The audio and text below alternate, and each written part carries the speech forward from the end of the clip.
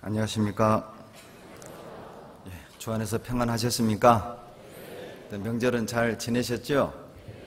얼굴을 뵈니까 명절은 참 잘 보내신 것 같습니다. 얼굴들이 다들 환하시는데 피부가 고와져서 환하신 건지 얼굴이 커져서 환한 건지 종잡을 수가 없네요. 아무튼 참 밝은 얼굴을 뵈니 반갑습니다. 같이 기도하겠습니다.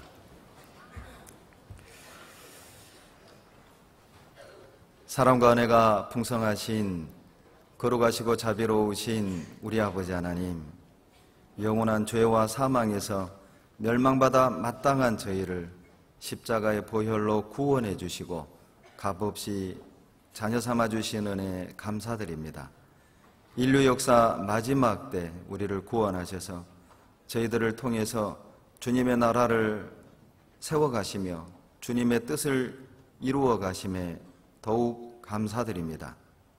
오늘도 진리를 사모하는 마음으로 말씀 앞에 나와싸우니 영육간에 피곤하여 지친 심령이 있다면 말씀으로 피곤치 않는 새 힘을 주시고, 우리 가운데 육신의 질병으로 고난 중에 계신 형제자매님들 계시다면 말씀과 교제 안에서 위로를 얻고 주님의 치료의 손길로 다시 한번 건강을 허락하셔서 주님 영광을 위해 사실 수 있는 기회를 주시기를 간구드립니다.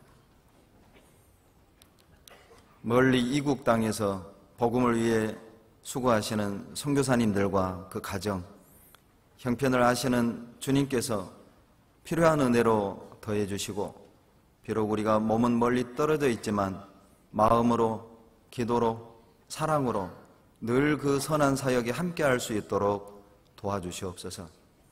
저희 광주 교회와 후원 관계를 맺고 있는 파키스탄의 많은 교회들, 중국의 또 많은 교회들, 주님께서 몸된 교회를 세워주시고 교회를 통해서 하나님의 뜻이 온전히 이루어지고 많은 영혼이 구원 얻도록 도와주시옵소서. 저희 광주 교회에서 단기 파송 중이신 캐나다의 구나모 전사님, 일본의 최원재 전사님, 필리핀의 우리 박 전사님, 그리고 키르기스탄의 박준영 전사님, 주님께서 함께 해주시고 늘 외롭지 않도록 믿음과 은혜와 사랑을 더하여 주시고 맡겨진 사명을 잘 감당하고 돌아올 수 있도록 도와주시고 그 가족들에게도 아버지가 되어주시고 가장이 되어주시기를 간구드립니다. 오늘도 말씀이 증거될 때 사람의 죄와 생각은 감춰주시고 아버지의 뜻, 아버지의 영광만 나타날 수 있도록 도와주시옵소서. 우리를 사랑하시는 예수님 이름으로 감사하며 기도드렸습니다. 아멘. 요한복음 2장 보시겠습니다.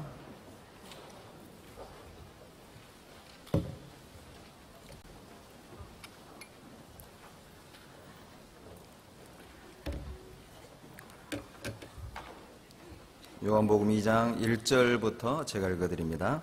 사흘 되던 날에 갈릴리 가나에 혼인이 있어 예수의 어머니도 거기 계시고 예수와 그 제자들도 혼인의 청함을 받았더니 포도주가 모자란지라 예수의 어머니가 예수에게 이르되 저희에게 포도주가 없다 하니 예수께서 가라사대 여자여 나와 무슨 상관이 있나이까 내 때가 아직 이르지 못하였나이다. 5절 같이 읽습니다. 그 어머니가 하인들에게 이르되 너희에게 무슨 말씀을 하시든지 그대로 하라 하니라. 10절 같이 읽겠습니다. 말하되 사람마다 먼저 좋은 포도주를 내고 취한 후에 낮은 것을 내거늘 그대는 지금까지 좋은 포도주를 두었도다 하니라. 요한복음에는 7가지의 기적이 나옵니다. 그 중에 첫 번째 기적이 바로 가나 혼인잔치집에서 물을 포도주로 만든 이 기적이 11절에 말씀하신 것처럼 주님이 공생애를 시작하시면서 처음 나타내 보여주신 기적입니다. 죽은 자를 살릴 수도 있고 문둥병을 깨끗게 할 수도 있고 안전병이를 일으켜 세울 수 있는 기적을 처음 기적으로 나타내실 수 있었음에도 불구하고 주님께서는 물을 포도주로 만드는 기적을 처음 보여주신 것입니다. 아마 이것도 우리에게 주는 여러 가지 교훈과 목적이 있다고 믿습니다. 잔치집, 실은 포도주가 떨어진 이 잔치집은 이 세상을 살아가는 모든 인생의 모습을 설명하는 것일 겁니다. 이 세상은 포도주가 떨어진 잔치집과 같죠. 나름 정말 즐겁게 살아보려고, 행복하게 살아보려고, 재미있게 살아보려고 여러 가지 일을 해보고 잔치도 벌려보지만 그러나 그 잔치집은 반드시 포도주가 떨어지게 돼 있고 정작 포도주가 없는 잔치집과 같다는 것입니다. 중동에서 포도주는 성경에서 기쁨을 상징합니다. 여러분, 전라도에서 잔치집에 반드시 있어야 되는 게 있죠? 홍어입니다. 강원도에서는 이것이 반드시 있어야 해요. 강원도 잔치집에서는 이것 없으면 그 잔치 아닙니다. 무엇인 줄 아십니까? 문어입니다. 문어. 강원도에서는 문어가 있어야 잔치집입니다. 그런데 중동에서는 이것이 없으면 잔치 엉망인 겁니다. 무엇입니까? 포도주입니다. 그런데 포도주가 떨어진 거예요. 얼마나 그 주인이 난감했겠습니까? 그 잔치는 이제 엉망이 되는 것이죠. 전도서 10장 19절에도 보면 생명을 기쁘게 하는 것이 포도주라고 말씀하셨습니다. 시편 104편 15절에도 사람의 마음을 기쁘게 하는 포도주 그렇게 되어 있습니다. 성경에서 포도주는 사람의 마음, 기쁨을 상징하는 것입니다. 그런데 잔치집에 포도주가 없다. 기쁨이 없는 잔치집 상상이 되십니까? 그것은 우리 삶의 구원받기 전 우리 모습, 이 세상의 모습을 설명하는 것입니다. 기쁘게 살아보려고, 재미있게 살아보려고, 즐겁게 살아보려고 여러 가지 사업도 하고 또 돈도 벌어보고 공부도 하고 결혼도 하고 그러나 다 해보았지만 결국엔 포도주가 없다는 걸 알게 됩니다.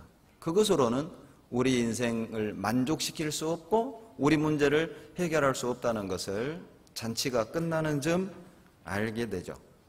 그렇다면 어떻게 복되고 행복하고 즐거운 포도주가 떨어지지 않는 잔칫집과 같은 인생을 살아갈 수 있을까?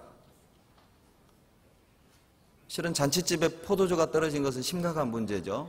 그것 또한 우리에게 어떤 교훈을 주냐면 우리 인생의 문제를 어떻게 해결할 수 있는가라는 질문을 던져주는 것입니다. 그 답은 주님을 만나야만 가능한 것입니다.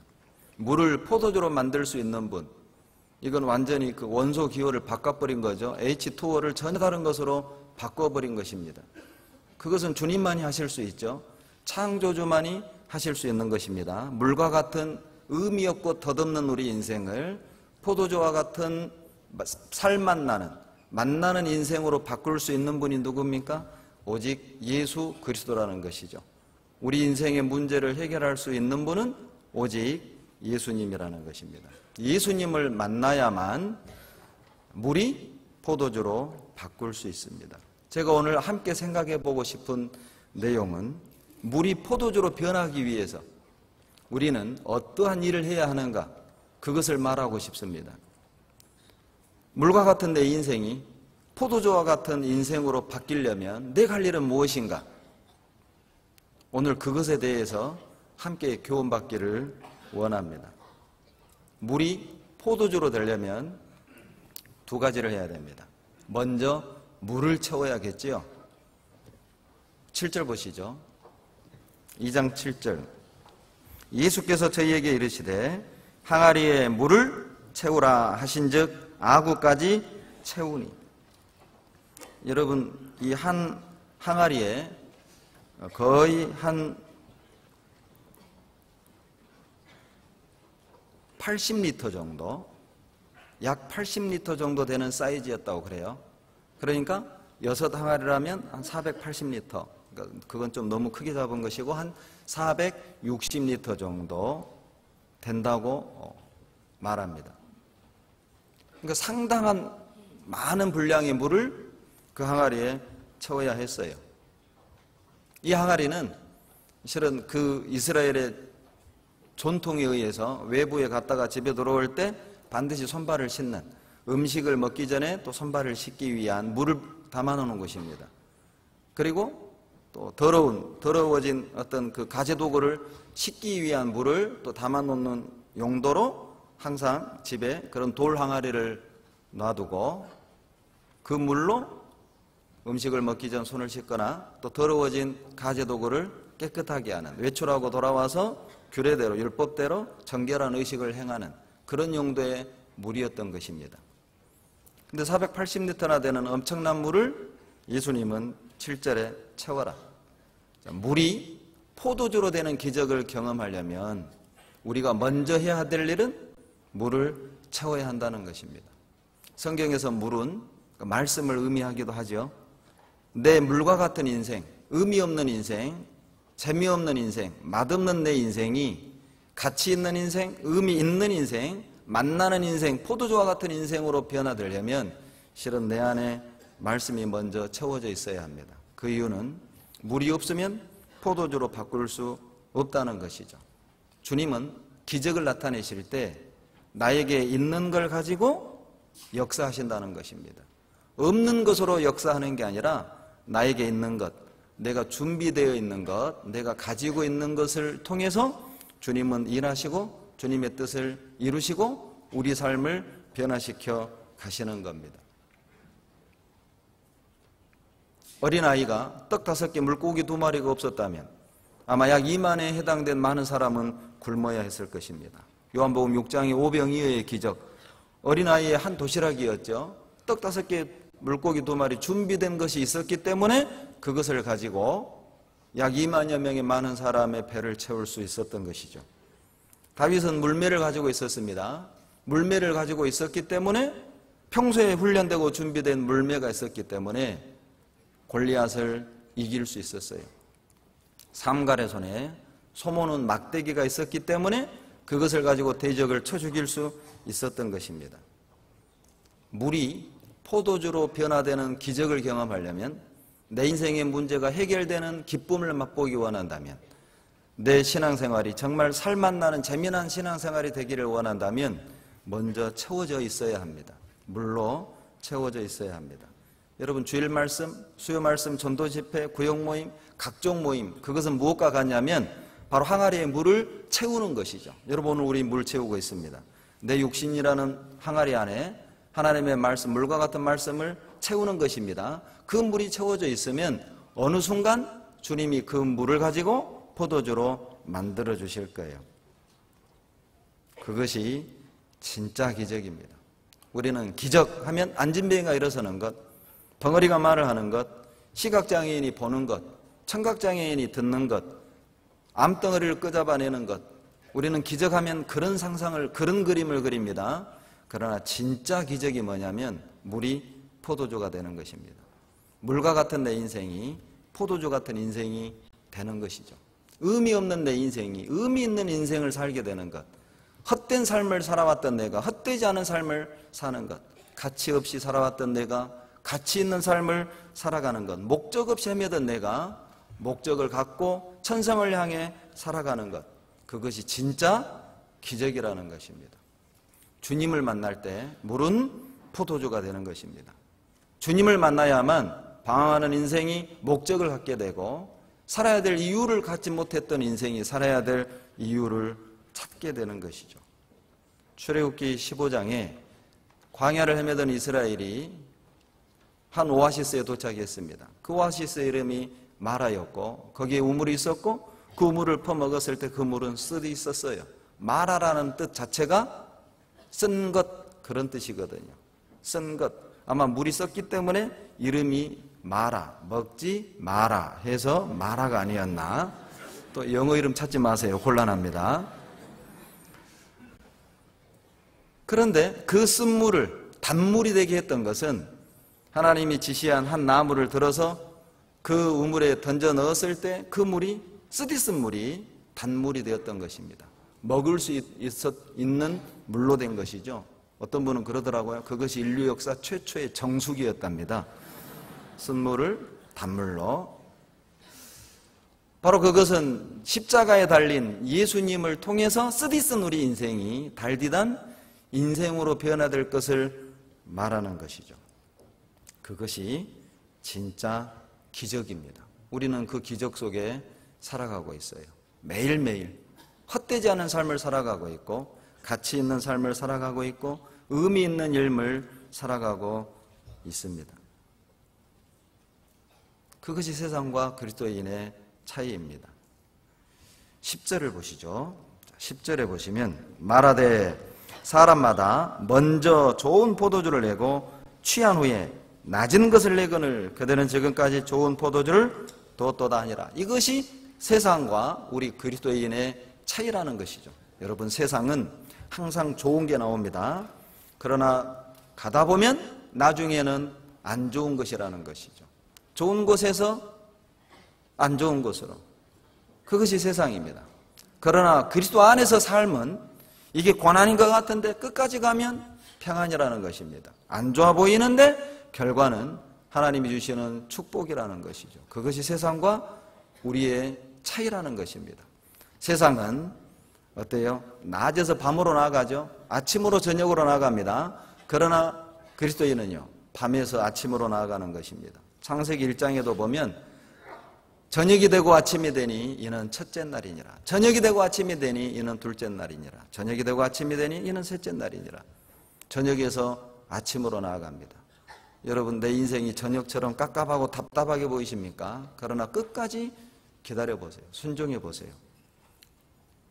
어둠이 아무리 길어도 반드시 태양은 뜬다는 것입니다. 어둠이 아무리 짙어도 태양빛 아래선 그 어둠도 사라질 수 있어요. 세상은 낮에서 밤으로 나가지만 그리스도 안에서의 삶은 어두움에서 빛으로 나가는 것입니다. 세상은 기쁨에서 슬픔으로 나아가지만 그리스도인의 삶은 슬픔에서 빛으로 나아가는 거예요.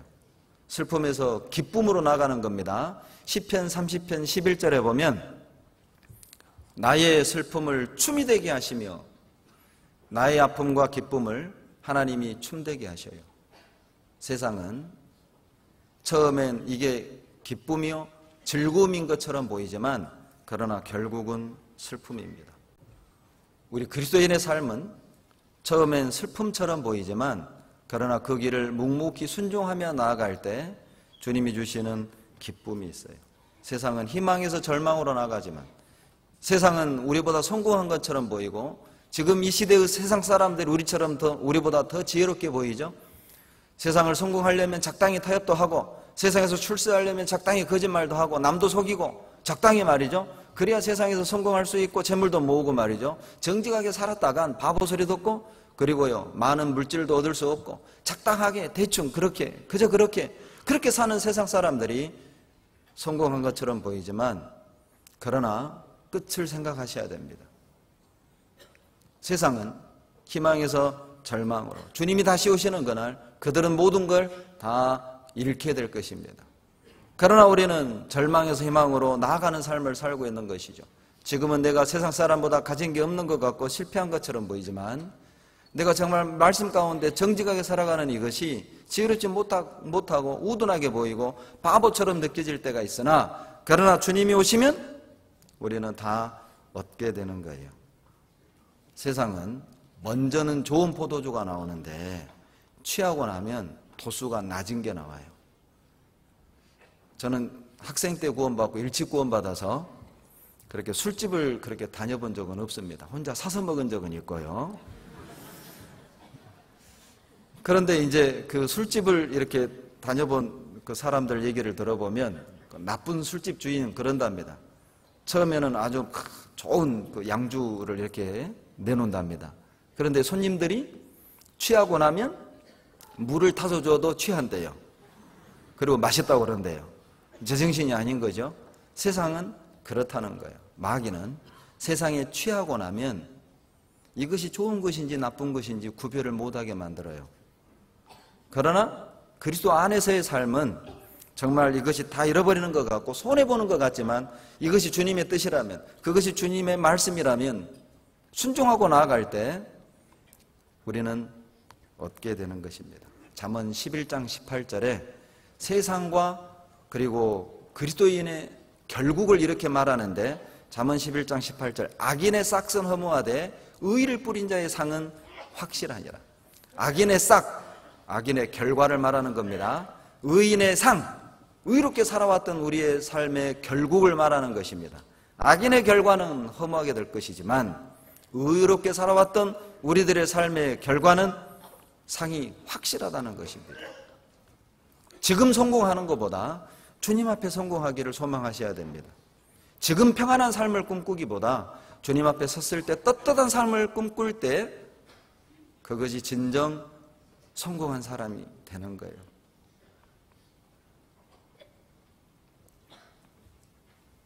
그리스도인의 진짜 인생은 천국에서 시작됩니다. 그것이 세상과 우리 그리스도인의 차이점입니다. 그렇다면 이제 오늘 우리가 함께 생각해 보기 원하는 내용은 무엇이 물을 포도주로 만들었는가 하는 것입니다. 2장 5절 답입니다. 두 번째, 물을 포도주로 변하는 그 기적을 경험하기 원한다면 물을 채운 뒤에 5절 이렇게 하셔야 됩니다. 물을 채우기 위해선 5절을 하셔야 됩니다. 다 같이 읽습니다. 그 어머니가 하인들에게 이르되 너희에게 무슨 말씀을 하시든지 그대로 하라 하니라. 그대로 하라. 오늘 말씀의 제목입니다. 그대로 하셔야 됩니다. 우리가 그대로 하면 물이 포도주가 되는 기적을 경험할 것입니다. 그러나 그대로 하는 건 정말 쉽지 않습니다. 그대로 하라. 두 글자로 말하면 순종이죠. 그대로 하는 건 정말 쉽지 않아요. 순종하는 건 정말 쉽지 않습니다. 어떤 사람이 정말 순종이 어렵고 그대로 하기가 어렵냐면 많이 배운 사람입니다. 많이 배운 사람은 순종하기 어렵습니다. 물론 다 그런 건 아닙니다. 보편적으로 그렇다는 거예요. 많이 경험한 사람, 아는 것이 많은 사람, 가진 것이 많은 사람, 남보다 잘나고 똑똑한 사람, 교회 안에서 많은 경험을 한 사람, 자기 생각이 많은 사람일수록 그대로 하기란, 순종하기란 결코 쉬운 것이 아니에요. 방학 때 어떤 선생님이 학급 아이 30명에게 숙제를 내줬습니다. 꽃씨를 하나씩 나눠주고 화분에 심어서 꽃 피워 그 화분을 개학할 때 가져와라. 29명의 아이는 전부 다 꽃을 피워서 가져왔고 한 명의 아이만 빈 화분을 가지고 온 겁니다. 이 아이는 어찌할 바를 몰랐어요. 그런데 이 아이에게 선생님이 상을 준 겁니다. 왜냐하면 처음부터 나눠줄 때 꽃을 피울 수 없는 삶은 죽은 씨를 줬던 것입니다. 그런데 29명의 아이는 개학날이 다가오는데도 꽃이 안 피는 거죠. 그러니까 어때요? 꽃가게 가서 사온 겁니다. 그런데 이 아이는 심은 그대로, 아마 29명의 아이는 이 한 명의 아이에게 바보라고 했을지 몰라요. 에라 바보, 그냥 가져오냐, 1,000원이면 사는데, 학교 앞에 그 꽃가게 있는데 에이 바보, 그렇게 재주가 없냐, 생각이 없냐. 그럴 수 있어요. 여러분, 우리가 말씀대로 그대로 하는 것이 정말 주변 사람들이 볼 땐 바보처럼 느껴질 때가 있습니다. 융통성이 없는 사람처럼 비춰질 때가 있어요.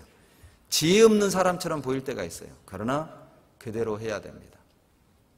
그대로 하셔야 됩니다. 신앙생활은 자기 생각대로 형편대로 해서는 안 돼요. 신앙생활은 내 형편 따라 하는 게 아니라, 내 생각대로 하는 게 아니라 말씀대로 하는 것입니다. 그대로 하는 것입니다. 그것이 신앙생활이죠. 제가 알고 있는 이름 중에, 제 개인적인 기준입니다. 제가 알고 있는 이름 중에 제일 좋은 이름은 제 기준입니다. 이대로. 정말 좋은 이름인 것 같아요.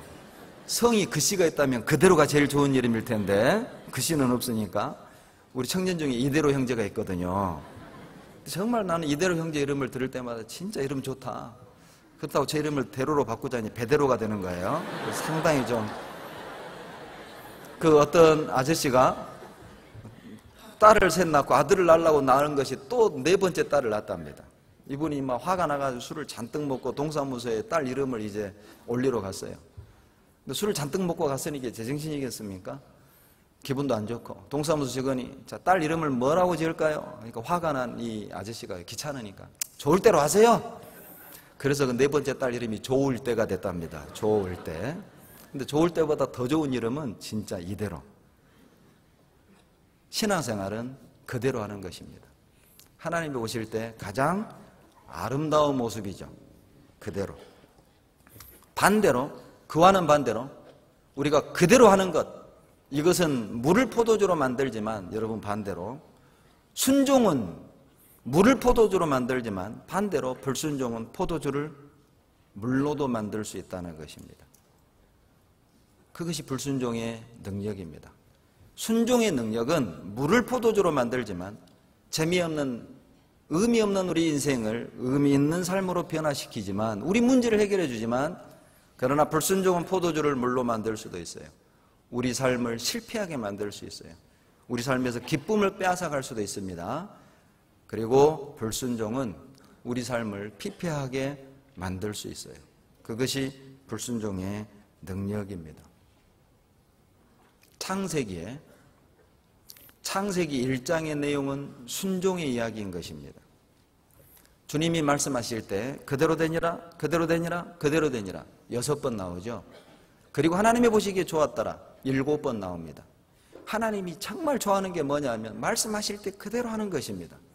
이 세상의 모든 피조물은 주님이 말씀하실 때 그대로 다 됐습니다. 지금도 하나님 말씀하신 대로 모든 행성들은 제 궤도를 돌고 있습니다. 그대로 하고 있죠. 해는 동쪽에서 떠서 서쪽으로 지고 있습니다. 그대로 하고 있습니다. 다른 지구 주위를 돌고 있습니다. 그대로 하고 있습니다. 바다는 어때요? 모래를 넘지 못하고 있습니다. 그대로 하고 있습니다. 꽃은 피고 지고 새들은 지적이고 그대로 하고 있습니다. 그러나 인생은 그대로 하지 않았습니다. 아담과 하와의 모습이었습니다. 순종, 그것은 우리의 인간의 운명을 좌우합니다. 불순종 또한 우리의 운명을 좌우합니다. 아담과 하와가 에덴 동산에서 쫓겨나지 않고 에덴 동산에 영원히 머물 수 있는 유일한 길은 순종하는 것 말고는 없었습니다. 순종해야만 에덴에 영원히 머물 수 있었어요. 그러나 그들은 불순종했고, 그들이 에덴에서 쫓겨났던 하나님이 주셨던 모든 은혜와 축복을 일순간에 다 잃어버리게 된 원인이 뭐였냐면 간음도, 마약도, 알코올도, 도박도, 사기도, 살인도 아니었습니다. 불순종이었습니다. 하나님이 보시는 죄악 중에 가장 더러운 것, 가장 크게 보시는 죄가 있다면 그것은 불순종입니다. 불순종이 에덴에서 쫓겨나게 만든 것입니다. 불순종했을 때 하나님이 누리라고 주셨던 모든 것들을 일순간에 다 잃어버렸어요. 여러분, 애굽에서 탈출했던 출애굽 1세대가 가나안을 들어가지 못한 이유가 무엇입니까? 단 2사람만 가나안에 들어갈 수 있었습니다. 애굽에서 탈출했던 1세대 중 단 2명, 여호수아와 갈렙은 가나안을 밟았지만, 그러나 그 외의 모든 20세 이상의 성인들은 광야에서 다 죽었어요. 가나안을 밟지 못했어요. 그 차이점이 무엇이었습니까? 순종과 불순종이었습니다. 민수기 32장을 보시죠. 민수기 32장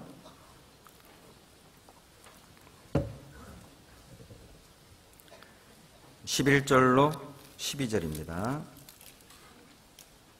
신약성경 251페이지, 구약성경 251페이지입니다. 민수기 32장 11절 12절 같이 읽습니다. 애굽에서 나온 자들의 20세 이상으로는 한 사람도 내가 아브라함과 이삭과 야곱에게 맹세한 땅을 정령이 보지 못하리니 이는 그들이 나를 온전히 순종치 아니하였음이니라.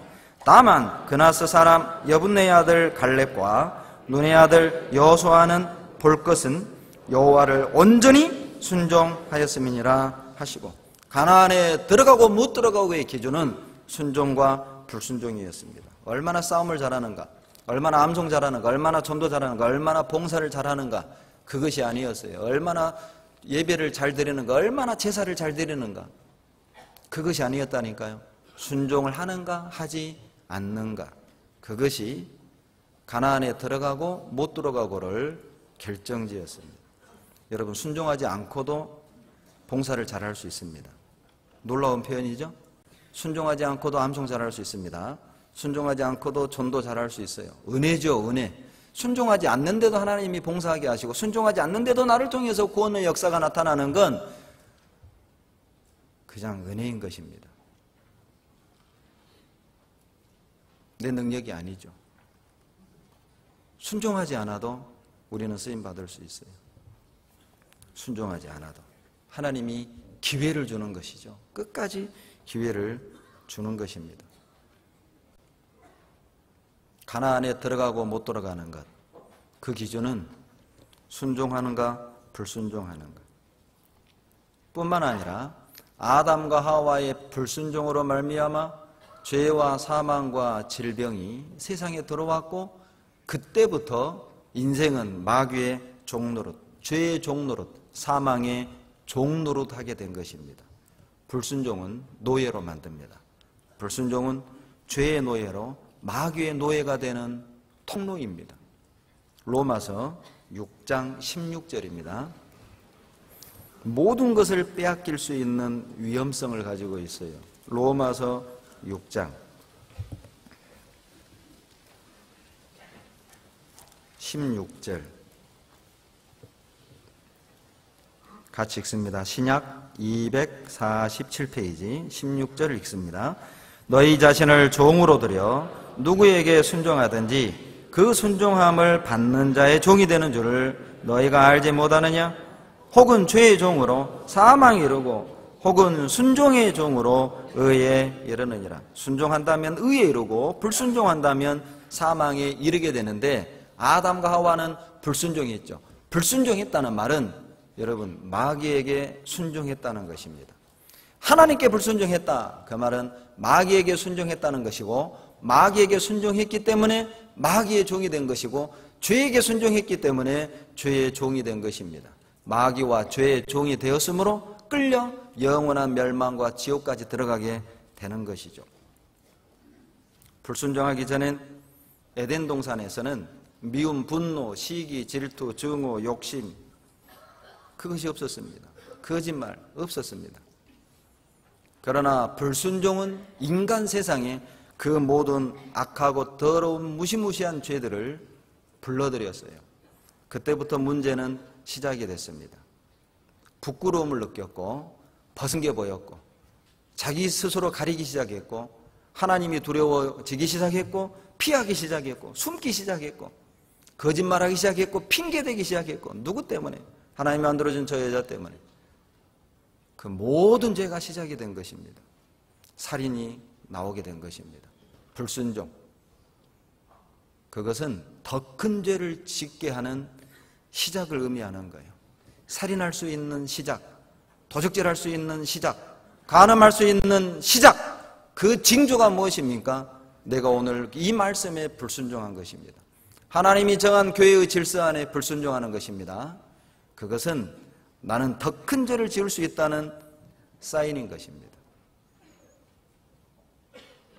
에덴 동산은 땅속으로 들어갔습니다. 에덴이 기쁨이란 뜻이죠. 기쁨이 사라진 것입니다. 불순종하는 사람에겐 기쁨이 주어지지 않습니다.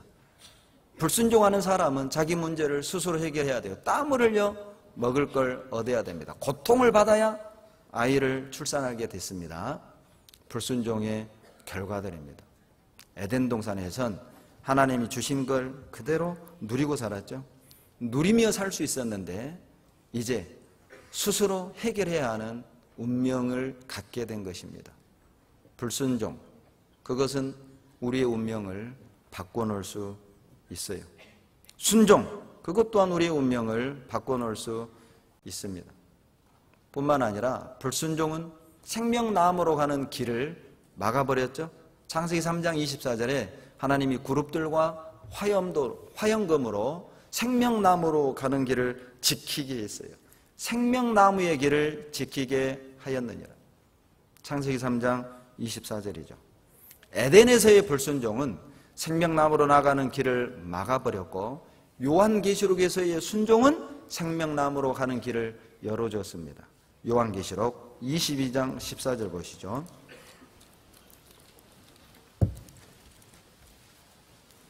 요한계시록 22장 14절.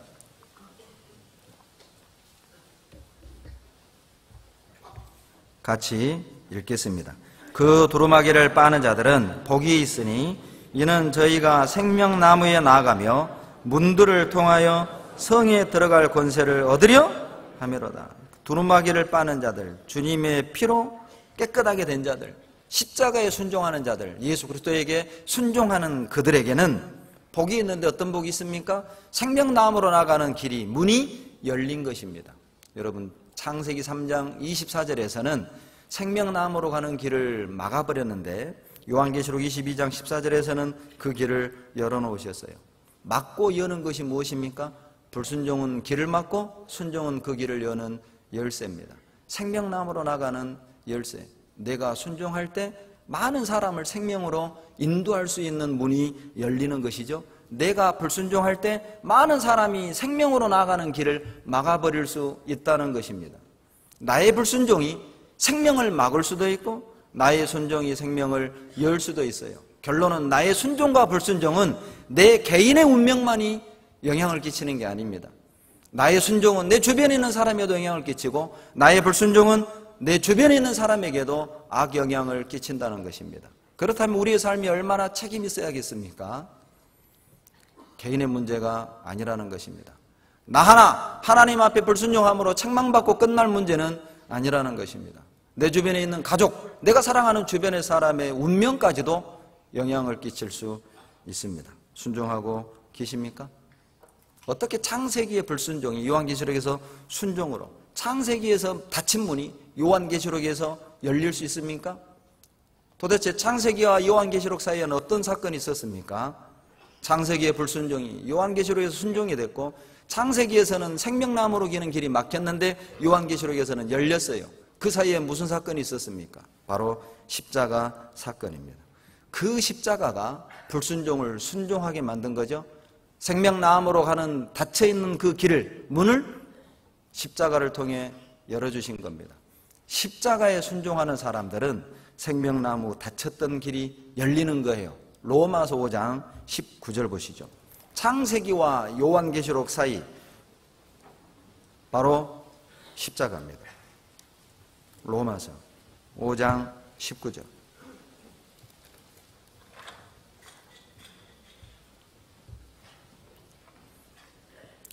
신약 246페이지입니다. 같이 읽습니다. 한 사람의 순종치 아니함으로 많은 사람이 죄인 된 것 같이 한 사람의 순종하심으로 많은 사람이 의인이 되리라. 아담 한 사람의 불순종으로 많은 사람이 죄인 됐습니다. 예수님 한 분의 순종으로 모든 사람이 의인이 되는 길이 열린 것이죠. 생명나무로 가는 길이 열린 것입니다. 아담의 불순종이 생명으로 나아가는 길을 닫아버렸고 예수님의 순종이 생명으로 나아가는 그 길을 문을 열어놓으신 거예요. 이 말씀은 우리 개인에게도 적용할 수 있습니다. 나 한 사람의 순종치 아니함으로 내 주변에 있는 많은 사람들을 멸망으로 인도할 수 있고 나 한 사람의 순종으로 내 주변에 있는 많은 사람을 생명으로 영생으로 인도할 수도 있다는 것이죠. 위기는 반드시 올 것입니다. 아담과 하와를 찾아왔던 마귀 나를 찾아오지 않겠습니까? 에덴 동산에서 역사했던 마귀가 광주에서 매곡동에서 역사 안 하겠어요? 겁 없이 에덴까지 들어갔는데 뭐 매곡동쯤이야 월산동쯤이야 찾아올 것입니다. 우리에게도 미혹은 있을 것이고 우리에게도 불순종의 유혹은 반드시 찾아올 것입니다. 그때 기억하십시오. 하나님을 떠나서는 선한 것 없습니다. 하나님을 떠나서는 좋은 것이 하나도 없다는 단순한 답을 기억하셔야 됩니다. 물론 저에게도 많은 유혹이 있었습니다. 구원을 받고 많은 위기도 있었습니다. 그러나 그때마다 내가 중심을 잡을 수 있었던 것, 하나님을 떠나서는 선한 것이 없다. 하나님을 떠나서는 좋은 것 없다. 하나님을 떠나서는 얻는 것이 없다는 것입니다. 너희가 나를 떠나서는 아무것도 할 수 없느니라. 불순종에서는 선한 것 없습니다. 불순종에서 얻을 수 있는 건 없습니다. 단순한 그 진리 하나만을 우리가 기억하더라도 불순종의 유혹이 왔을 때 우리는 극복할 수 있어요. 불순종은 모든 은혜를 빼앗아갑니다. 누가복음 14장 보시죠. 누가복음 14장 16절 신약 120페이지입니다. 이르시되 어떤 사람이 큰 잔치를 베설하고 많은 사람을 청하였더니 잔치할 시간에 그 청하였던 자들에게 종을 보내어 가로되 오소서 모든 것이 준비되었나 하며 다 일치하게 사양하여 하나는 가로되 나는 밭을 샀음에 불갑을 나가 보아야 하겠으니 청컨대 나를 용서하도록 하라. 큰 잔치가 있었습니다. 그리고 많은 사람을 초대했습니다. 그러나 첫 번째 사람 밭을 샀음에 갈 수 없다. 거절한 거죠. 불순종했습니다. 뭘 의미합니까? 밭은 소유물을 의미하는 거죠. 하나님 말씀에 즉각적인 순종을 하는 것보다 어때요? 자기 소유물에 자기가 가지고 있는 것에 더 많은 관심을 갖는다면 그 사람은 불순종할 것입니다. 말씀에 즉각적인 순종하는 것보다 자기 소유물에 더 많은 관심을 갖고 있다면 그 사람은 불순종할 수 있으며 그것은 범죄 행위입니다. 두 번째 사람이죠. 19절 같이 읽습니다. 또 하나는 가로되 나는 소 5개를 샀음에 시험하러 가니 청컨대 나를 용서하도록 하라. 소 5개리 무엇이죠? 생업입니다. 자기 일입니다. 사람의 일, 자기 일, 이 땅의 일, 생업, 자기 사업에 말씀에 순종하는 것보다 자기 생업, 자기 사업을 더 중요하게 여긴다면, 더 많은 관심을 갖는다면 그 또한 불순종할 것입니다. 세 번째 사람입니다. 20절이죠. 같이 읽습니다. 또 하나는 가로되 나는 장가 들었으니 그러므로 나는 가지 못하겠노라 하니라. 세 번째 사람의 불순종의 이유가 무엇입니까? 나는 장가 들었다. 무슨 뜻이죠? 사람을 기쁘게 하는 것입니다. 하나님을 기쁘게 하는 것보다, 하나님의 말씀에 순종하는 것보다 사람을 즐겁게 하려는 욕망에 더 많은 관심을 갖고 더 중요하게 여긴다면 그 사람 또한 불순종하게 될 것입니다. 우리가 불순종하게 되는 여러 가지 이유, 원인을 이곳에서 말씀하시죠. 소유물에 대한, 소유에 대한 집착, 돈에 대한 집착, 그리고 인간적인 일에 대한 애착, 그리고요 사람을 즐겁게 하려는 어떤 인간적인 생각, 그런 것들이, 사람에게 좋은 평가를 받고 싶어하는 것들이 불순종을 만들어내는 거예요. 저의 경험도 그런 경험이 있습니다. 처음 구원받고 첫 추석이었습니다. 이번처럼. 근데 제 위로 형님이 3분 계십니다. 그런데 이제 아버님 산소, 큰형님 산소에 갔습니다. 나란히 사형제가 섰어요. 순서대로 서죠. 큰형님 둘째, 셋째, 막내인 제가 섰습니다. 그런데 이제 구원받은 지 그때 제가 5개월 됐던 때입니다. 근데 절을 하면 안 된다는 건 저도 알고 있었어요. 근데 형님들이 절을 하는데 저도 모르게 속에서는 안 돼 했는데 넙죽 따라서 했습니다. 너무너무 괴로웠어요. 다리에 힘이 풀렸습니다. 그 다음 또 몇 개월 뒤, 5개월 뒤에 설이 다가왔습니다. 또 산소에 왔습니다. 내가 이번에는 절 안 한다. 형님들은 절할 때 저는 그냥 기도했어요. 그랬더니 큰형님이, 그래 형제 너는 교회 다니지? 그리고 그냥 끝나는 거예요. 나는 불호령이 떨어질 줄 알았거든요. 그럴 줄 알았다면 추석에 그냥 기도하는 건데. 여러분, 사람의 마음을 즐겁게 하고 또 사람의 어떤 이목을 더 크게 생각하는 사람은 불순종할 가능성이 훨씬 많아요. 그 사람은 맛을 못 봅니다. 무엇을 맛을 볼 수 없는가? 24절에 있죠? 24절 다 같이 읽습니다. 내가 너희에게 말하노니 전에 청하였던 그 사람은 하나도 내 잔치를 맛보지 못하리라 하였다 하시니라. 불순종하는 사람, 하나님의 잔치를 맛보지 못합니다. 여러분, 신앙생활은 잔치하는 것입니다. 하나님이 모든 걸 준비해 놓으셨습니다. 하나님이 주신 모든 은혜와 축복을 어떤 사람이 맛보며 누리며 살 수 있습니까? 순종하는 사람입니다. 어떤 이는 구원받고 고난 속에서도, 가난 속에서도, 없는 중에서도, 질병 속에서도 정말 재밌고 즐겁게 신앙생활을 하는 분 계신가 하면, 어떤 분은 우리가 볼 땐 가진 것도 있고 좀 넉넉함에도 불구하고 항상 불평과 원망 속에서 신앙생활하는 분이 계셔요. 원인이 무엇일까요? 왜 한 사람은 없는 중에도 신앙의 맛을 맛보며 사는 사람이 있는가 하면, 어떤 이는 가진 것이 있고 좋은 조건 속에서도 그렇게 불평과 원망 속에서 신앙생활하는 원인이 무엇일까요? 그것은 분명 그 사람 속에 불순종하는 것이 있기 때문일 것입니다. 순종하는 사람은 여러분, 주님이 마련해 놓으신, 준비해 놓으신 모든 것들을 맛보며 사는 거예요. 불순종하는 사람은 그 맛을 모르는 것입니다. 교제의 맛을 모르는 겁니다. 수양회의 맛을 몰라요. 수양회의 맛을 모르니까, 야, 더운데 무슨 수양회를 가냐. 이건 난민도 아니고 막 8,000명씩, 10,000명씩, 그리고 강당이 서로 차고 발이 막 코로 오고 누구한테 밟히고 밥도 막 줄 서서 땅바닥에 주저앉아서 먹고, 거지도 아니고. 여러분, 맛을 모르면 그런 것만 보여요. 놀랍죠? 하나님이 에덴 동산에서 모든 걸 먹을 수 있도록 다 주셨어요. 그러나 하와의 눈은 어디로 고정됐느냐? 먹지 말라 했던 딱 한 그루, 선악과 한 그루에 집중한 겁니다. 그 한 그루에 집중했을 때 불평, 원망이 올라온 겁니다. 의심이 올라온 겁니다. 왜 못 먹게 해? 하나님은 불공평해. 왜 못 먹게 해?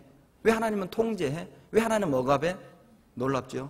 다 줬는데, 다 주신 것은 안 보이고 허락하지 않은 한 그루에 집중한 것입니다.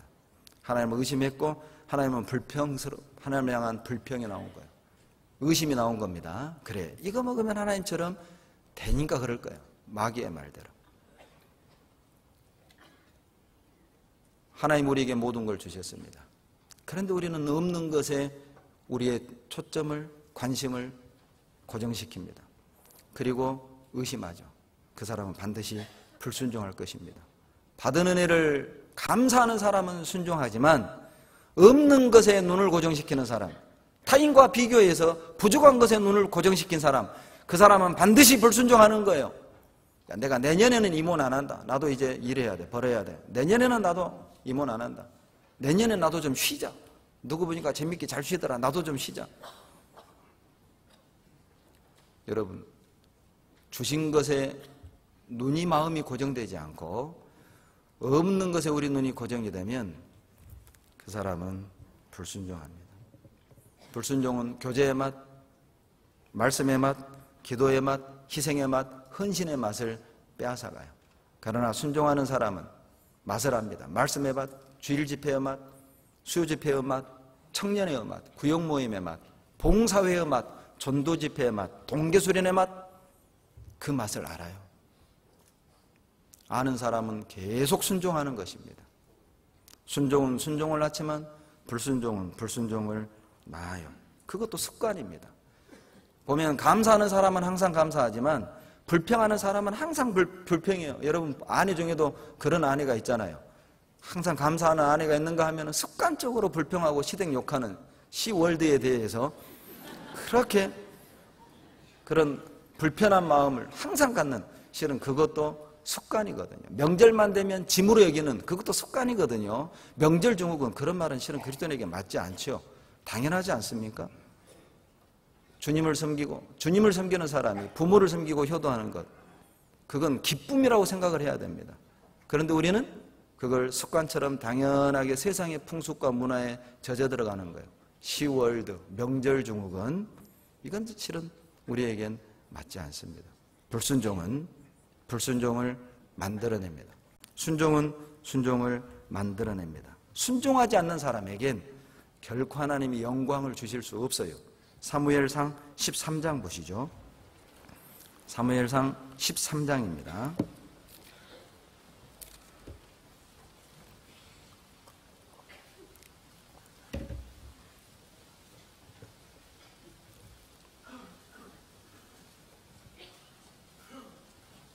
(13장) 14절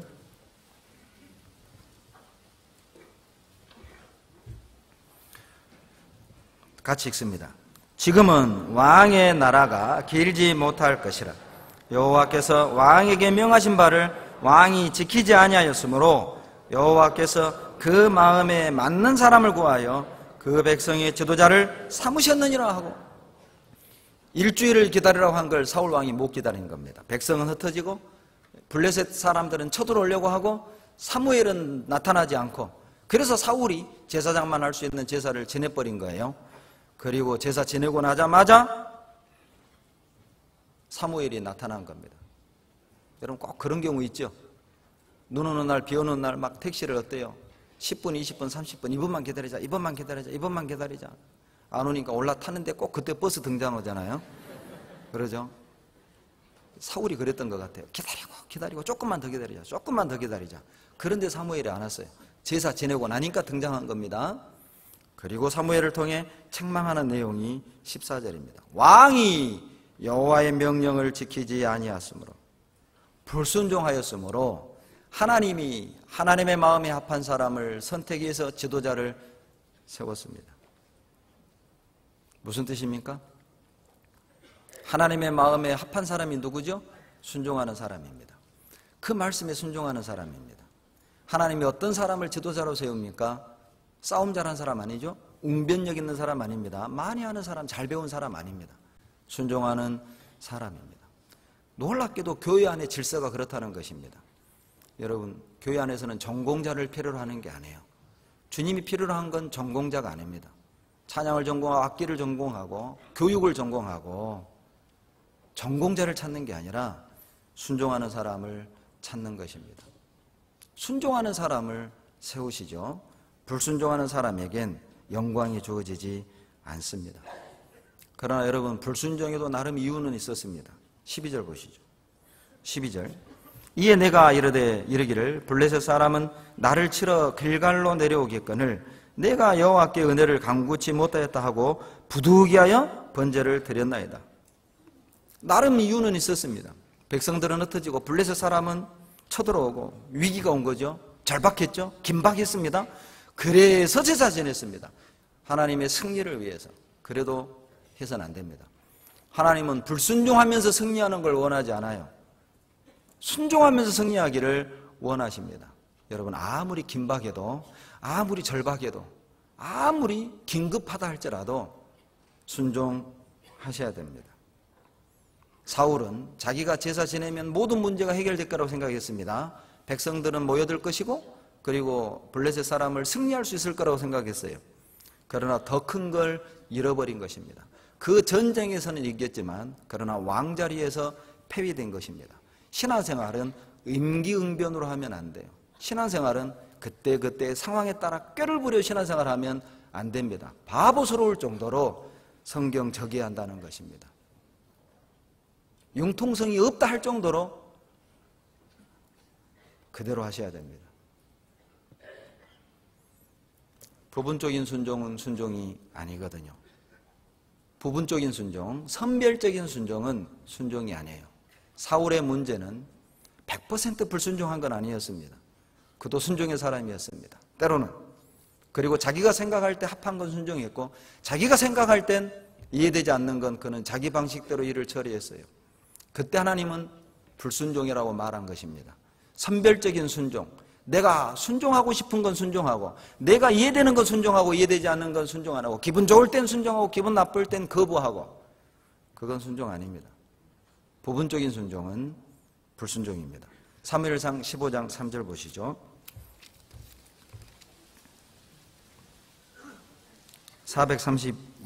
431페이지입니다. 3절 같이 읽습니다.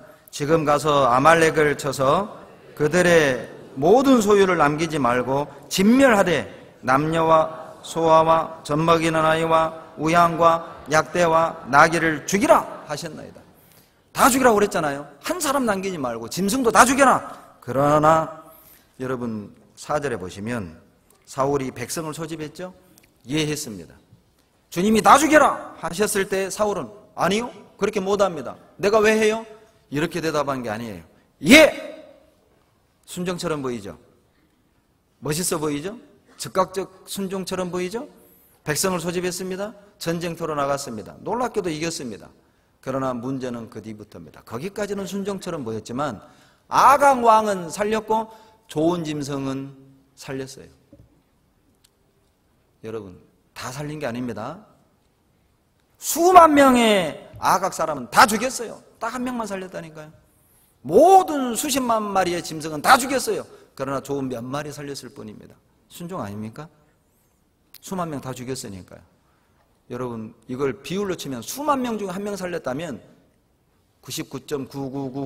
99.999999999%를 순종한 거예요. 그러죠? 0.000000001% 불순종한 겁니다. 그런데도 하나님은 그것을 불순종이다라고 말을 했어요. 다 죽였어야 합니다. 완전한 순종이 아니면 순종이 아니에요. 11절을 보시죠. 11절 같이 읽습니다. 내가 사울을 세워 왕 삼은 것을 후회하노니 그가 돌이켜서 나를 좇지 아니하며 내 명령을 이루지 아니하였음이니라 하신지라. 됐습니다. 하나님은 후회하셨습니다. 슬퍼했다는 뜻입니다. 애도했다 그 말입니다. 가슴이 찢어지게 아팠다 그 말입니다. 사울의 불순종으로. 사울은 할 말이 있지 않았겠습니까? 하나님 너무하십니다. 내가 수십만 명 다 죽였습니다. 한 사람 살렸습니다. 수백만 마리 짐승 다 죽였습니다. 그럼 몇 마리 살렸습니다. 그 몇 마리 살린 것도 내가 먹으려고 살린 것도 아니고 하나님께 제사 지내려고. 그렇게 나와요. 9절에 보면 하나님께 제사 드리기 참 좋은 거거든요. 야, 살 통통이 찌고 깨끗하게 생긴 이거 하나님께 드리면 좋아하겠다? 그러나 하나님이 원했던 건 제물이 아니었어요. 하나님이 원했던 건 제사가 아니었다고요. 하나님이 원했던 건 말씀대로 죽이는 것입니다. 진멸하는 것입니다.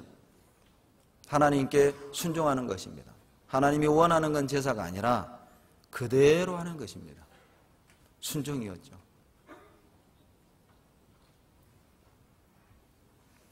이것을 저는 위장된 순종 이렇게 표현하고 싶어요. 순종하는 것처럼 위장한 것입니다. 여러분 대부분 그리스도인이 불순종할 때 몇 가지는 순종합니다. 몇 가지는 순종합니다. 그러나 결정적이고 자기에게 큰 손해가 되는 것처럼 느껴지는 것에 대해서는 결코 순종하지 않습니다. 몇 가지는 순종해요. 그러나 자기에게 결정적인 거 그것은 순종하지 않아요.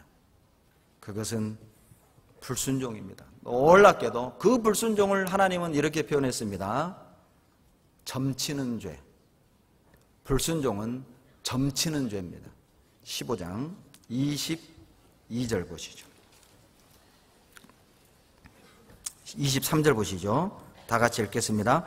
이는 거여가는 것은 사술의 죄와 같고 완고한 것은 우상에게 절하는 죄와 같음이라. 왕이 여호와의 말씀을 버렸으므로 여호와께서도 왕을 버려 왕이 되지 못하게 하셨나이다. 놀랍죠? 불순종을 두 가지로 표현하는데, 불순종은 어떤 죄냐? 점치는 죄입니다. 불순종은 어떤 죄입니까? 여호와를 버리는 것입니다. 불순종은 하나님을 버리는 것이고, 불순종은 점을 치는 것입니다. 점치는 게 무엇입니까? 귀신을 불러들이는 것이죠. 귀신을 받아들이는 것입니다. 내 인생 속에 하나님의 권위는 필요 없고, 귀신이, 마귀가 돈만 준다면, 내 병만 고쳐준다면, 이 문제를 해결해 준다면 누가 내 인생의 주인이 돼도 좋다. 그것이 불순종입니다. 돈만 벌 수 있다면, 이 병만 고칠 수 있다면, 이 문제를 해결할 수만 있다면, 내 꿈을 이룰 수만 있다면 누가 내 인생이 돼도 좋다. 그 무엇이 내 인생의 주인이 돼도 좋다. 그것이 불순종입니다. 무서운 표현 아닙니까? 단순히 말씀대로 했냐 안 했느냐, 그게 아니에요. 하나님께 내 인생을 지배받느냐, 악한 영에게 지배받느냐의 문제입니다. 더 놀라운 것은 불순종의 배후에는 항상 마귀가 개입되어 있다는 것입니다. 하와가 그냥 불순종한 게 아니었죠. 마귀가 역사했습니다. 나의 불순종 뒤에는 배후에 마귀가 있습니다. 누구의 지배를 받느냐의 문제죠. 여러분, 미국에 사탄교가 있다고 합니다. 사탄교. 그 사탄교에 입교를 하면 항상 새로 입교한 신입단원에는 일을 시킨답니다. 어떤 일을 시키냐? 도적질을 시키든, 성적인 죄를 시키든, 거짓말을 시키든, 부도덕한 일을, 하나님의 법을 어기는 일을 시킨답니다. 왜? 그들은 알아요. 하나님을 거역할수록 더 큰 귀신의 능력을 부여받는 것을. 그래서 의도적으로 이 땅의 법과 하나님의 법을 어기는 미션을 주는 겁니다. 불순종하면 사단의 세력이 훨씬 더 커집니다. 사탄교 제1계명, 사탄교에도 계명이 있다네요. 제1계명이 뭐냐? 너의 뜻대로 할지어다. 네 마음대로 할지어다. 네 기분대로 할지어다. 네 감정대로 할지어다. 네 형편대로 할지어다. 네가 원하는 대로 할지어다. 네가 꿈꾸는 대로 할지어다.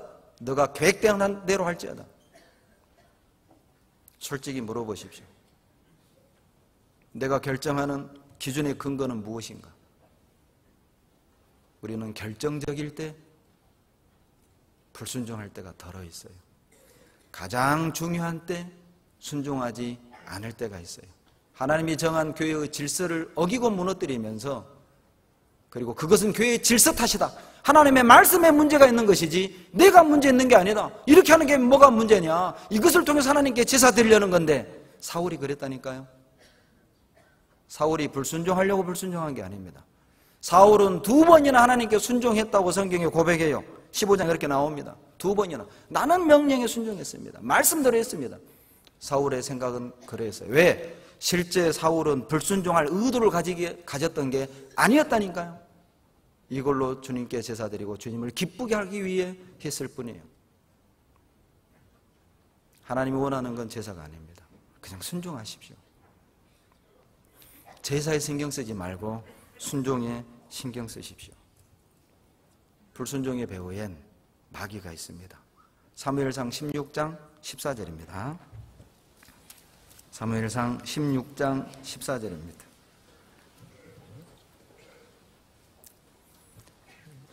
구약 434페이지 같이 14절 읽습니다.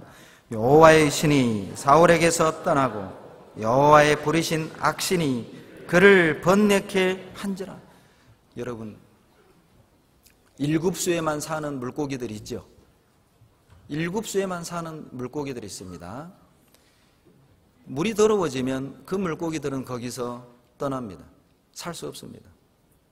성령은 순종하는 사람 마음속에 역사하십니다. 불순종할 때 성령은 그 더러운 마음속에 있을 수 없습니다. 성령은 떠납니다. 성령이 떠난 빈자리엔 반드시 악신이 들어오는 것입니다. 우리는 둘 중에 하나를 채우고 살아야 되는데, 성령을 모시고 살든지 성령 충만, 아니면 거짓의 영이 역사하든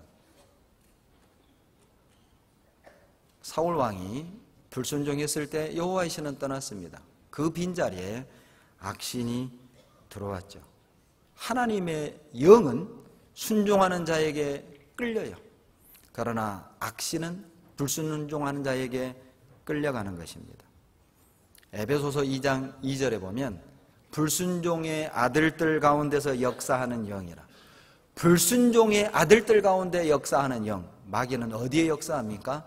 불순종하는 마음밭, 불순종하는 사람 속에 하나님은, 마귀는 역사하셔요. 놀라운 일이 벌어졌습니다. 나라를 위해, 사울을 위해 목을 내놓고 전쟁터에 나가 승리하고 돌아온 다윗이 악령에 사로잡힌 사울의 눈에는 반역자로 보인 거예요. 우리가 불순종하고 악한 생각이 딱 들어오면 모든 게 다 문제가 돼요. 왜 우리 교회는 이런 법이 있냐? 그 문제가 되는 겁니다. 교회의 질서가 문제고 하나님의 법이 문제지 내가 문제가 아닌 거예요. 내가 이렇게 사는 게 뭐가 문제예요? 이럴 수 있지. 나 같은 환경이 되면 이럴 수 있지. 놀랍지요? 악한 영이 들어오면 충신이 반역자로 보여요. 나를 보호하는 울타리가 나를 가두는 담처럼 느껴지는 것입니다. 왜 통제하는가? 왜 가두는가? 왜 억압하는가? 불순종의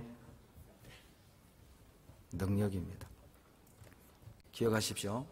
불순종은 성격적인 문제가 아니에요. 불순종은 환경적인 문제도 아닙니다. 여건의 문제가 아니에요. 불순종은 영적인 문제입니다. 영적인 문제가 되는 거예요. 불순종의 배후엔 마귀가 있습니다. 그러나 기회가 있습니다. 여러분, 이제까지 정말 불순종의 기억들로 점철되어 있습니까? 정말 수치스럽고 부끄러운 불순종 어떻게 회복할 그런 마음이 있습니까? 하나님이 기회를 주셨어요. 여러분, 희망이 있습니다. 하나님이 기회를 주셨어요. 아직 끝난 게 아니죠? 희망이 있어요. 기회가 있어요. 신명기 30장입니다. 오늘 바로 그 기회를 잡으셔야 됩니다. 신명기 30장.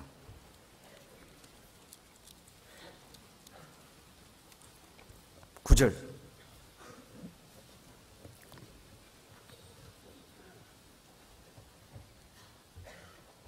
신명기 30장 9절. 구약 310페이지 9절 10절 같이 읽습니다. 내가 내 하나님 여호와의 말씀을 순종하여 이 율법책에 기록된 그 명령과 규례를 지키고 내 마음을 다하며 성품을 다하여 여호와 내 하나님께 돌아오면 내 하나님 여호와께서 내 손으로 하는 모든 일과 내 몸의 소생과 내 육축의 새끼와 내 토지 소산을 많게 하시고 내게 복을 주시되 곧 여호와께서 내 율조를 기뻐하신 것과 같이 너를 다시 기뻐하사 내게 복을 주시리라. 여러분, 10절 끝부분 다시 동그라미 해봐요. 저는 이 다시가 너무 은혜로워요. 다시. 여러분, 나주에서 한편 가다 보면 다시가 나오거든요. 좀 멋진 도시 이름이죠. 다시. 기회라고 보시면 됩니다. 불순종에서 돌이킬 수 있는 기회를 주셨습니다. 다시 시작할 수 있는 기회를 주셨습니다. 희망이 있습니다. 이 다시를 다르게 변하면 희망, 다르게 변하면 기회, 다르게 변하면 회복. 오늘 그 시간이 되기를 원합니다. 순종하십시오. 오늘이라도 순종하십시오. 그대로 하십시오. 손해봐도 그대로 하셔야 됩니다. 비난받아도 그대로 하셔야 됩니다. 아무리 절박해도, 아무리 긴박해도, 아무리 위기가 오더라도 불순종해서는 안 됩니다. 마태복음 4장 3절에 보면 40일 금식하신 뒤, 예수님이 40일 금식하신 뒤 마귀가 찾아옵니다. 그리고 첫 번째 질문이 미혹이 무엇이었습니까? 유혹이 무엇이었습니까? 내가 만약 하나님의 아들이거든 이 돌을 떡덩이 되게 하라. 놀랍지요? 마귀는 알아요. 내가 지금 무엇이 간절히 필요한지, 내가 무엇을 간절히 필요로 한지 마귀는 알아요. 여러분, 40일 동안 굶은 사람에게 무엇이 필요하겠어요? 집이에요? BMW예요? 다이아 반지입니까? 아닙니다. 떡입니다. 떡. 40일 굶은 사람에게 진짜 필요한 건 떡입니다. 먹을 것입니다. 다른 거 없습니다. 40일 굶어보세요. 뭐만 보여요? 먹을 것만 보여요. 그러죠? 다른 생각 안 납니다. 진짜 배고파 보세요. 다른 생각 안 납니다. 어디 놀러 가고 친구 만나러 가고 막 공부하고 그 생각 안 나요. 오로지 먹는 생각. 마귀는 알았습니다. 40일 금식한 뒤 주님을 찾아왔어요. 너 하나님의 아들이라면 떡덩이 되게 하라. 무슨 뜻이죠? 너 하나님 아들이지 않냐? 너희 아버지가 하나님이지 않냐? 하나님이 자기 자식 굶어 죽는 거 원하냐? 살아야 하나님을 위해 살 것 아니냐? 이 떡을, 이 돌을 떡덩이 되게 해서 먹고 힘내가지고 하나님을 기쁘게 하는 걸 너희 아버지도 기뻐할 거니까 떡 만들어봐. 정말 교묘하죠. 마귀는 유혹이 아닌 것처럼 유혹하는 겁니다. 거짓이 아닌 것처럼 거짓을 해요. 나를 위한 것처럼 미혹하는 겁니다. 그러나 주님은 끝까지 하나님이 직접 공급하실 때까지 기다렸어요. 순종하셨어요. 그리고 마귀는 떠나고 마태복음 4장 11절에 천사들이 수종됩니다. 하나님이 공급하신 거죠. 하나님 우리 문제를 해결해 준 겁니다. 돌을 떡덩이 되게 해라. 그건 또 다른 교훈은 너의 문제를 너의 능력으로 너의 힘으로 해결해라. 하나님이 해결해 줄 때까지 언제? 5년 기다렸다. 6년 기다렸다. 너는 지금 10년째 되지 않았냐? 이 문제 해결하려고 기다리고 기다린 게 너 몇 년째냐? 이제 네 힘으로 해라. 네 스스로 해결해라. 너 능력 되잖아. 할 수 있잖아. 마귀는 그렇게 우리를 불순종의 유혹을 합니다. 우리가 무엇이 진짜 필요한 줄 알아요. 여러분 추석 때 청년들 미혼자들의 스트레스 1위가 뭐예요? 추석 때 미혼자들 얘기해봐요. 뭐예요? 언제 결혼할래? 그러니까요 도예지에서 일을 하는 청년들이 명절날 안 내려간대요. 그런 소리 듣기 싫어서. 마귀는 안다니까요. 우리가 무엇을 필요로 한지 그걸 가지고 불순종하게 할 겁니다. 전도하면 되잖아.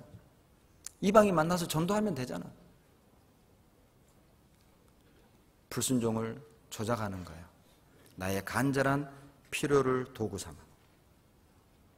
그러나 주님은 고난 중에서 순종을 배우셨습니다. 히브리서 5장 8절. 히브리서 5장 8절입니다. 5장 8절만 히브리서 5장 8절만 같이 읽습니다. 그가 아들이시라도 받으신 고난으로 순종함을 배워서 그가 아들이심에도 불구하고 고난 가운데 순종했습니다. 무슨 뜻입니까? 주님은 돌을 떡덩이 만들 능력이 있으셔요. 왜냐하면 창조주시거든요. 능력이 없어서 떡 안 만든 게 아닙니다. 능력이 없어서 성전에서 뛰어내린 게 아니에요. 마귀가 하라고 한다고 해서는 안 되잖아요. 능력이 없어서 기다린 게 아닙니다. 주님은 절박함 속에, 위기 속에, 고난 속에 끝까지 순종하신 것입니다.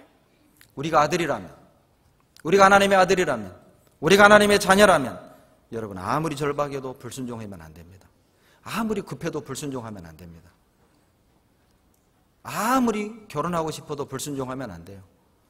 아무리 돈을 벌고 싶어도 불순종해서 벌면 안 된다니까요. 불순종하면서 결혼하고 불순종하면서 성공하고 불순종하면서 꿈을 이루어서는 안 되는 것입니다. 더디 이루더라도 종로로 가는 것이 안전하죠. 순종하는 자에게만 하나님이 주시는 특별한 은혜가 따로 있습니다. 여러분 신명기 11장 26절로 28절 우리 전도 집회 때마다 항상 찾는 말씀이죠. 내가 너희 앞에 복과 저주를 두었노니 너희가 만일 내가 오늘 너희에게 명한 이 명령을 지키면 들으면 복이 될 것이요 내가 너희에게 명한 이 명령을 지키지 아니하면 듣지 아니하면 저주를 받을 것이라. 그거는 이스라엘 백성에게만 주신 말씀이 아니죠. 우리에게도 주신 말씀입니다. 순종하면 복이 될 것이지만 불순종하면 고난이 있을 것입니다. 어떤 임금이 신하에게 밑이 터진 항아리를 주고 이 우물에 물을 퍼서 이 밑 빠진 항아리를 채우라는 것입니다. 이 신하는 두말하지 않고 이 우물물을 퍼댔어요. 며칠을 퍼낸 겁니다. 그런데 밑이 빠져 있으니 채울 수 있겠습니까? 항아리는 채워지지 못한 채 우물이 바닥난 것입니다. 놀라운 건 그 바닥에 금 무더기가 있었던 거예요. 왕이 말했습니다. 그 황금은 순종하는 사람의 것이라고. 하나님이 순종하는 자에게만 주신 경험이, 은혜가 있어요. 순종하는 사람만이 경험할 수 있는 은혜가 여러분 숨겨져 있습니다. 어디에? 하나님이 순종을 요구하는 이해되지 않는 그 일에. 왜 이렇게 하라고 하실까? 참 이해되지 않죠. 왜 하나님은 이걸 이렇게 하라고 하실까? 이해되지 않지만 그렇게 말씀하셨기 때문에 그대로 한다면 그 속에 하나님이 감춰놓으신 은혜가 있어요. 히브리서 11장 8절 보시죠. 히브리서 11장 8절입니다.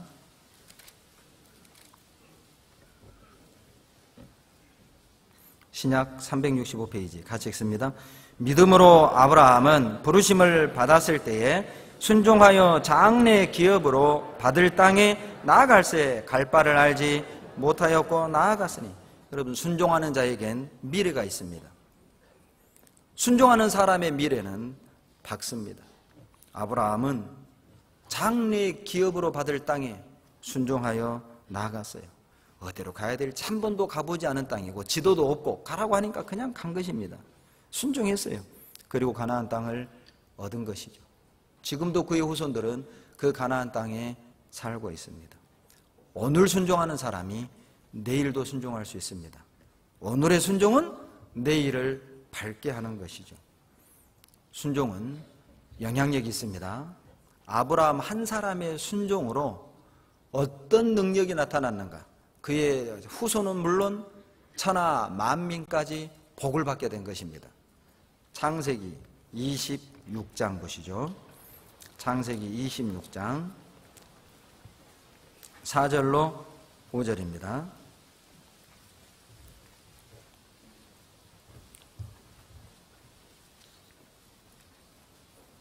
(26장 4절 5절) 같이 읽죠. 내 자손을 하늘의 별과 같이 번성케 하며 이 모든 땅을 내 자손에게 주리니 내 자손을 인하여 천하 만민이 복을 받으리라. 이는 아브라함이 내 말을 순종하고 내 명령과 내 계명과 내 율례와 내 법도를 지켰음이니라 하시니라. 아브라함 한 사람이 순종했는데 그 복은요, 그의 후손 그리고 천하 만민에게까지 그 복이 끼치게 된 것이죠. 나의 순종은 이런 엄청난 영향력을 끼칩니다. 나의 순종은 주변 사람에게 축복의 영향을 끼칠 수 있습니다. 순종은 반드시 상급을 가져옵니다. 순종은 반드시 영광을 가져와요. 여러분, 포테이토 칩의 유래를 아십니까? 포테이토 칩, 감자로 만든 그 과자 있지 않습니까? 뉴욕의 한 레스토랑에서 출발했답니다. 뉴욕의 한 레스토랑에 아주 성질이 괴팍하고 아주 못된 주방장이 있었대요. 이 사람은 수가 틀리면 그냥 고객하고 싸우는 겁니다. 실력은 있는데 성질이 안 좋아요. 그래서 이 주인은 항상 그 주방장을 달래는데 시간을 썼대요. 그래서 항상 주방장에게 첫째도 순종, 둘째도 순종, 셋째도 순종. 손님이 왕이다. 순종해라. 월급 올려줄게. 순종해라. 순종의 대가로 월급을 준 겁니다. 더. 그런데 어느 날 한 노인이 왔는데 감자튀김을 주문한 겁니다. 그런데 이 노인도 좀 보니까 까다로운 사람이에요. 감자 두께를 보더니 너무 두껍다고 다시 튀겨라는 겁니다. 다시 튀겨왔어요. 너무 얇다고 또 다시 튀겨라는 겁니다. 그러니 주방장이 가만히 있겠습니까? 씩씩거리고 나오려는 걸 또 사장이 막 비는 겁니다. 좀 참으라. 한 번만 더 참으라고. 첫째도 순종, 둘째도 순종. 그리고 씩씩거리며 다시 들어가서 감자를 다시 튀겨보냈어요. 그런데 이 노인이 너무 맛있다고. 그리고 그 소문이 퍼져서 그 식당 메뉴에 포테이토 칩이라는 메뉴가 새롭게 생겼대요. 이것이 포테이토 칩의 슬픈 이야기입니다. 여러분, 순종하는 자는 답을 얻어요. 답을. 순종하는 사람은 상급도 얻지만 문제를 해결할 수 있는 답도 얻는 거예요. 열왕기하 5장 11절 보시죠. 열왕기하 5장 11절입니다.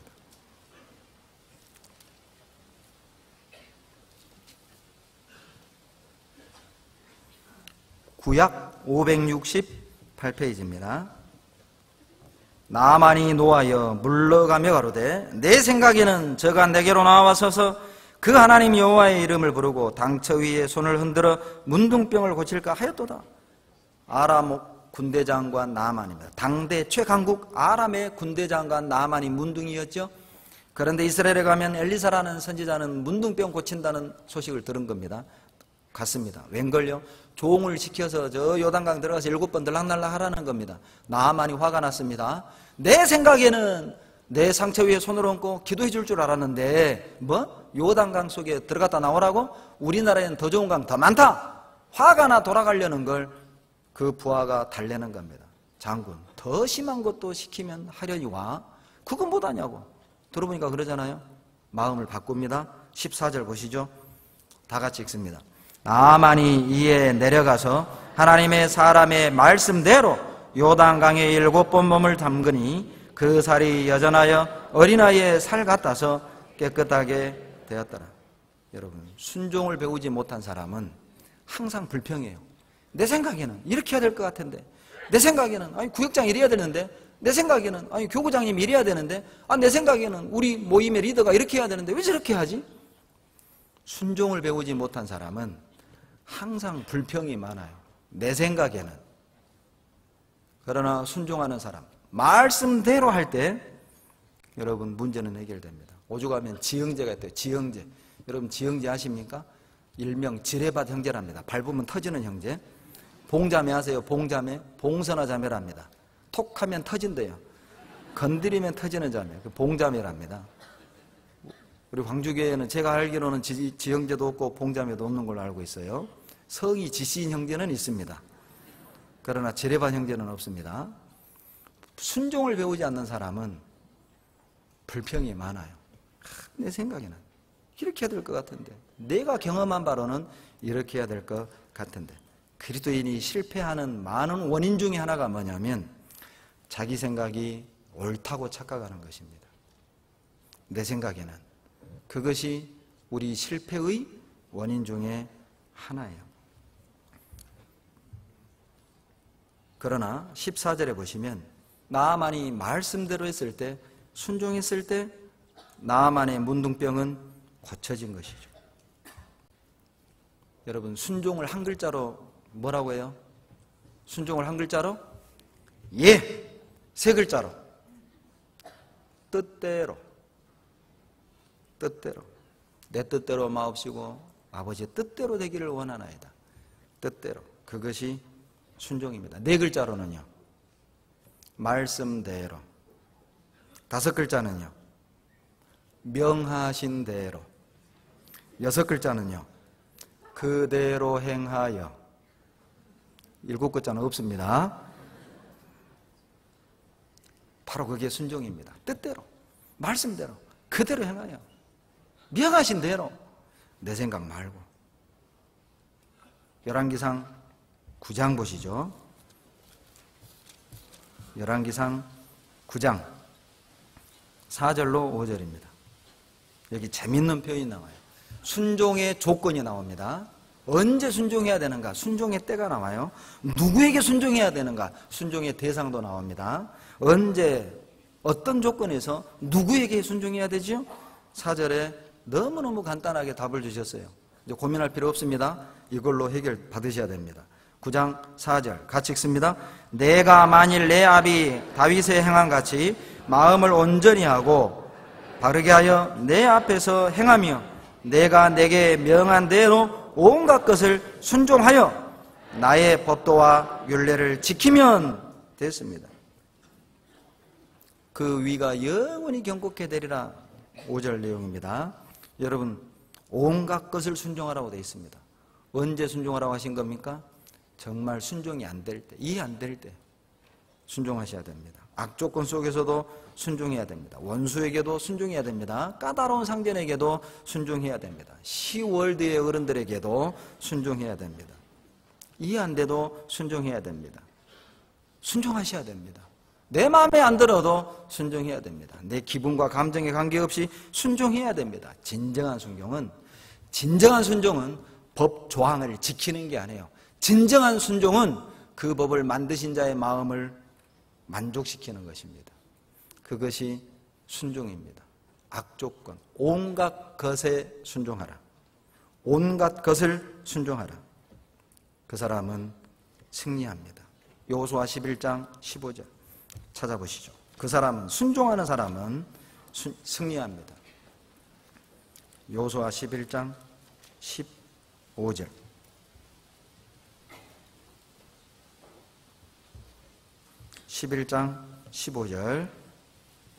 구약 338페이지 15절 같이 읽습니다. 여호와께서 그 종 모세에게 명하신 것을 모세는 여호수아에게 명하였고 여호수아는 그대로 행하여 여호와께서 모세에게 명하신 것을 하나도 행치 아니한 것이 없었더라. 그대로 행하여, 두 글자 순종입니다. 그래서 여호수아를 통해서 여리고성을 무너뜨렸고, 그리고요 가나안을 정복했고 땅을 분배받아 정착시킨 겁니다. 왜? 여호수아는 순종의 사람이었습니다.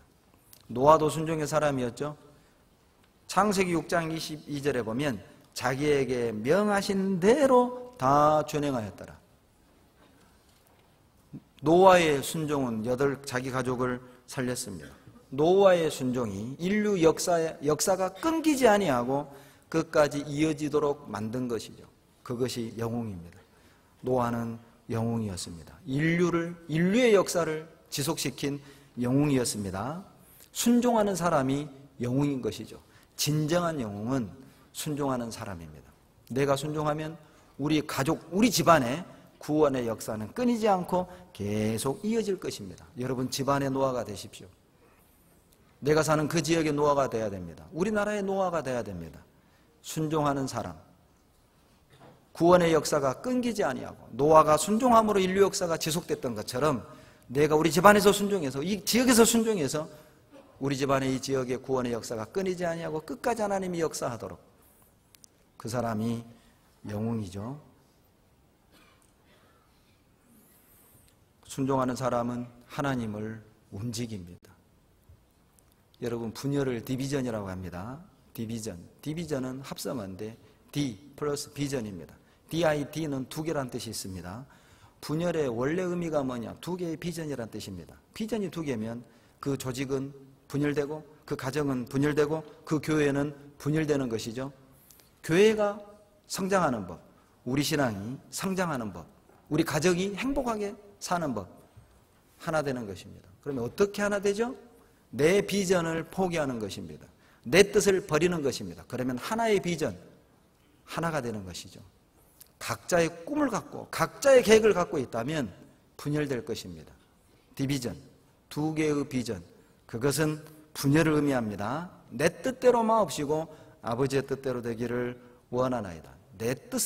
내 비전을 버리면 주님의 비전, 주님의 뜻 하나만 존재하고 우리는 그 뜻과 그 비전 아래 하나가 될 수 있어요. 계명을 지켜 그대로 행하면 확실히 이룰 것이요.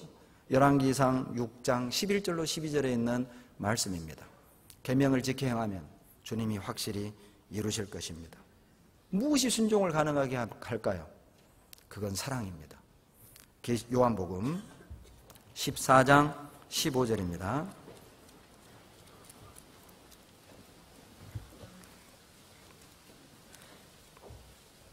요한복음 14장 15절 같이 읽습니다. 너희가 나를 사랑하면 나의 계명을 지키리라. 사랑하면 지키리라. 사랑하면 순종하는 것입니다. 주님을 사랑하는 자는 주님께 순종합니다. 주님께 순종하는 자는 주님도 사랑하셔요. 21절이죠. 나의 계명을 가지고 지키는 자라야, 순종하는 자라야 나를 사랑하는 자니, 나를 사랑하는 자는 내 아버지께 사랑을 받을 것이요 나도 그를 사랑하여 그에게 나를 나타내리라. 순종하는 자를 주님은 사랑하시고 순종하는 자에게 주님의 풍성한 말씀과 뜻을 깨닫게 하시는 것입니다. 내가 주님을 사랑하는지 알고 싶습니까? 내가 주님을 사랑하는 가장 확실한 증거는 그대로 하는 것입니다. 순종하고 있는가? 내가 주님을 사랑하지 않는 또 하나의 증거는 무엇이죠? 불순종입니다. 불순종은 주님을 사랑하지 않는 가장 확실한 증거예요. 순종은 내가 주님을 사랑한다는 외적 고백이고, 불순종은 내가 주님을 사랑하지 않는다는 외적인 표현임을 기억하십시오. 그렇다면 오늘 우리 결심하기를 원합니다. 순종, 거룩한 결심, 어떤 분의 표현입니다. 맞습니다. 거룩한 결심, 그것은 순종입니다. 결단합시다. 마리아같이. 누가복음 1장 38절입니다. 누가복음 1장 38절.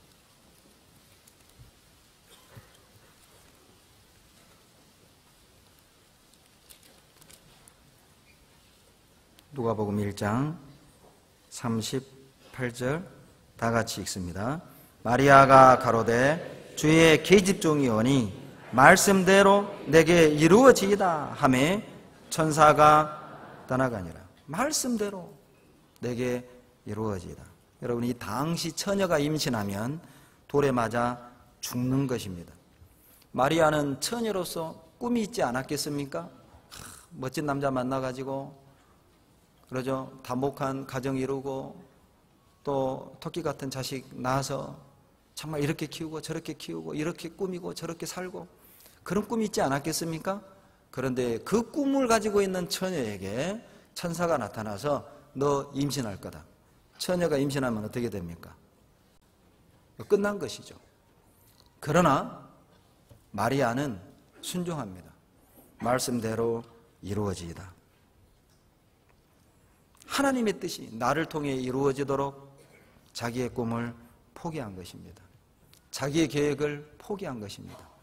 주님의 뜻이 이루어질 수만 있다면 좋습니다. 임신하겠습니다.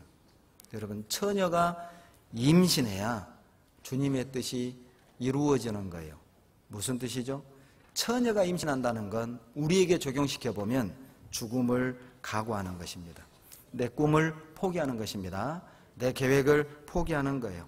오해받는 것, 비난받는 것, 서러움을 당하는 것, 각오하는 겁니다. 처녀가 임신해야만 하나님의 뜻은 이루어지는 거예요. 우리가 죽음을 각오하고 비난과 오해받는 걸 각오하고 묵묵히 그대로 말씀대로 내게 이루어지기를 원하나이다. 그 마음을 갖는다면 하나님의 뜻은 이루어질 것입니다. 결심하십시오. 거룩한 결심, 순종입니다. 순종하는 사람을 통해 하나님의 뜻이 이루어집니다. 우리를 통해 하나님이 영광 받으시도록 주님이 십자가의 생명을 내어주신 것처럼 이제는 우리가 우리 자신을 주님께 내어드려야 될 차례입니다. 기도하겠습니다. 사랑과 은혜가 풍성하신 거룩하시고 자비로우신 우리 아버지 하나님, 주님의 뜻대로 되어지기를 원합니다. 우리의 삶을 통해 하나님의 영광이 나타나길 원합니다.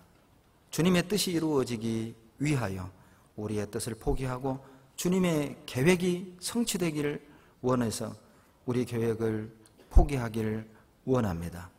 우리 마음 가운데 주님의 사랑의 넓이 길이 높이 깊이를 더욱 깨달아 알게 해서 주님을 사랑하기 때문에 기쁨과 자원함으로 순종하고 복종하는 삶을 살아갈 수 있도록 도와주시옵소서. 복종하는 삶을 통해서 주님이 우리에게 주시기 원하시는 놀라운 은혜를 누리며 사는 삶이 되게 도와주시옵소서. 복종하는 나의 삶을 통해서 내 주변에 많은 잃어진 영혼들에게 생명나무로 향하는 그 길이 열려질 수 있도록 도와주시기를 간절히 바라고 원합니다. 교회가 계획하고 있는 모든 일들 가운데 주님의 뜻 영광만이 나타나기를 원하며 우리를 사랑하시는 예수님 이름으로 감사하며 기도드렸습니다. 아멘. 찬송가 383장입니다.